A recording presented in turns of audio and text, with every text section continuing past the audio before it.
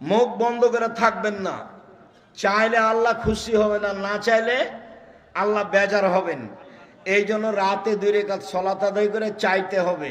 পদ্ধতি 1, হাত তুলে দোয়া করলে কবুল হয়, এক্ষুনি দিতে হবে, সেটা হলো এরকম। আর দাও মানে এরকম, এক্ষুনি দাও, এটা হলো এইভাবে। আর দাও মানে এটা হলো এইভাবে। আগে হতে হবে ইসমে আজম। তো যেটা আমি বলি সেটা যদি মুখস্থ না থাকে তাহলে দোয়া ইউনুস, এটা হলো ইসমে আজম, লা ইলাহা ইল্লা আনতা সুবহানাকা ইন্নী কুনতু মিনাজ জালিমিন। দ্বিতীয় হলো দুরুদে ইব্রাহিম, অন্য দুরুদ নয়, দুরুদে ইব্রাহিম। এরপরে আপনার যত প্রয়োজন আছে বলেন, নিজের থেকে শুরু করেন। আল্লাহ আমাকে পাপ থেকে বাঁচাও, জাহান্নাম থেকে রক্ষা করো। তারপরে বলেন আমার বাপ মাকে ক্ষমা করো।